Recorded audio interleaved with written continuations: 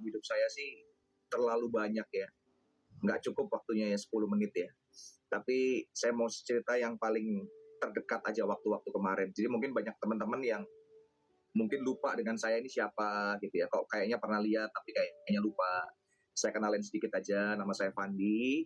Saya orang orang kampung, asli saya dari Jember, Jawa Timur. Saya dari kecil memang hobi nyanyi, tapi saya nggak tahu tuh gimana jalurnya bisa jadi penyanyi itu harus gimana ya gitu. Saya nggak ada koneksi, saya bukan anak orang kaya dan sebagainya. Tapi Tuhan bawa saya dengan caranya Tuhan yang ajaib ya, yang seperti firman Tuhan katakan, apa yang tidak pernah kita lihat, yang tidak pernah kita dengar, tidak pernah timbul dalam hati itu Tuhan sanggup sediakan. Dari itu Tuhan nyatakan betul dalam hidup saya. Di tahun 2007 saya ikut Indonesian Idol, dan 2010 saya bergabung dengan sebuah band Krispati. Dengan caranya yang Tuhan yang memang udah benar-benar nggak kepikir. Dan sampai hari ini saya masih stay di Jakarta dan Tuhan pelihara saya dengan luar biasa. Saya mau sharing dikit, yang paling dekat kemarin tahun 2020 kita semua ngalamin yang namanya pandemi ya. Di bulan Maret, saya ingat banget di minggu ketiga itu kita lockdown kurang lebih 6 bulan ya. Saya ingat banget, dan kebetulan saya kan mata pencahariannya kan dapat uangnya kan dari bermusik ya, dari entertain gitu. Dimana entertain itu adalah yang paling terkena dampak itu nomor satu ya. Jadi saudara-saudara, jadi pertama yang paling kena dampak itu adalah di bidang musik dan entertain, itu kita kena dampaknya luar biasa. Jadi saya ingat banget di minggu ketiga, kenapa? Karena event saya di minggu ketiga dan minggu keempat dan seterusnya itu akhirnya tercancel semua. Kita punya event dan sebagainya. Padahal di tahun itu kita sudah punya rencana planning yang udah cukup banyak ya untuk di tahun itu dan sebagainya. Tapi akhirnya semuanya hancur gitu ya. Semuanya hancur. Saya ingat banget ketika lockdown itu, saya cuma duduk diam dan saya nangis saudaranya. Jadi saya benar-benar nangis, saya bingung. Karena gimana ini ke depannya, nggak jelas gitu. Dalam harapan saya sebagai manusia, saya berpikir ya mungkin lockdown ini atau pandemi ini 3 bulan, 6 bulan selesai lah. Oke lah, kita hidup dengan tabungan yang seadanya, berharap 3 bulan, 6 bulan selesai gitu. Tapi ternyata sampai hari ini pun pandemi itu masih ada gitu ya. Dan apa namanya, membuat saya akhirnya sempat drop banget, saya sempat depresi, saya bingung, nggak mau ngapain juga bingung gitu. Ditambah lagi di bulan 5 2020 itu papa saya yang tercinta harus berpulang gitu ya, di tengah kondisi pandemi. Jadi mau pulang ke Jember itu pun naik pesawat susah banget waktu itu, susah sekali ya. Akhirnya saya memutuskan pulang naik mobil dan sebagainya, nekat. Dan saya menguburkan papa saya. Di situ saya benar-benar kayak terpukul banget lah. Saya terpukul, saya kecewa banget. Ada sedikit keraguan dalam hati saya gitu. Ini kok saya mengikut Tuhan, saya melayani Tuhan, kok seperti ini yang saya terima. Dan dari situ perlahan-lahan saya mulai Tuhan bukakan mata saya bahwa kadang-kadang kita manusia itu kalau baik itu baru kita bersyukur gitu. Tapi kadang-kadang seringkali kita lupa gitu bahwa Tuhan itu sudah seringkali tolong kita.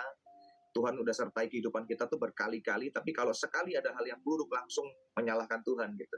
Itu yang membuat saya akhirnya berbalik lagi, dan dari kondisi pandemi ini saya belajar satu hal gitu, bahwa kita nggak bisa mengandalkan kekuatan kita gitu. Benar-benar kekuatan kita tuh benar-benar Tuhan buat itu nol gitu. Kita udah nggak tahu harus berbuat apa. Dan kembali akhirnya saya berkata bahwa Tuhan, saya perlu Tuhan.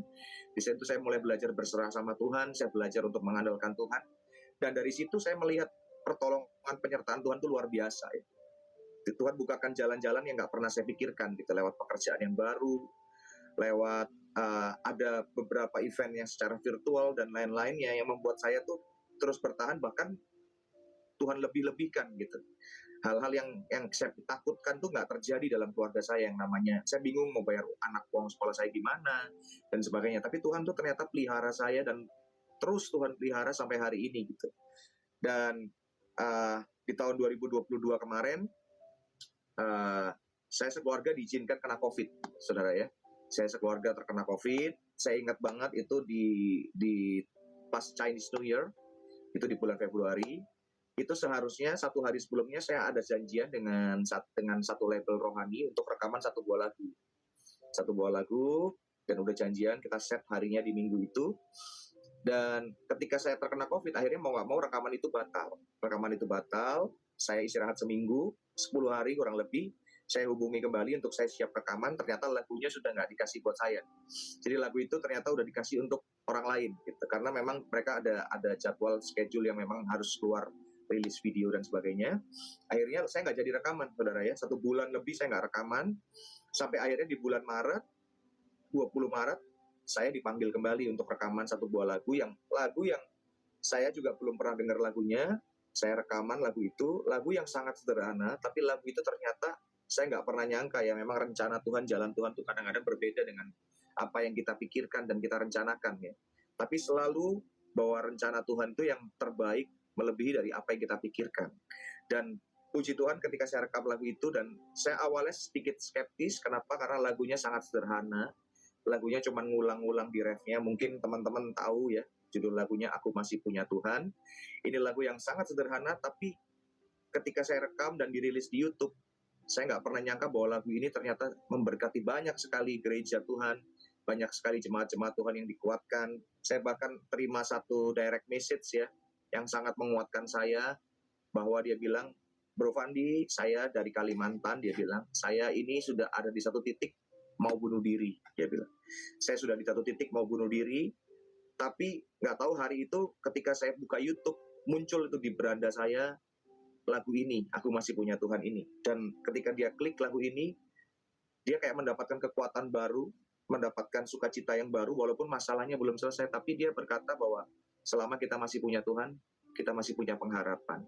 Dan itu yang menjadi doa saya, dan membuat saya hari ini udah nggak takut lagi gitu. Apapun yang saya hadapi ke depan, belajar dari tahun 2020 pandemi kemarin sampai hari ini, Tuhan pelihara saya sudah nggak pernah takut lagi karena saya punya Tuhan yang lebih besar dari setiap masalah saya yang saya miliki gitu. Dan saya percaya setiap jemaat Tuhan yang mendengarkan sharing saya ini, apapun yang kita hadapi, yang namanya manusia, masalah nggak akan pernah habis, akan ada terus gitu.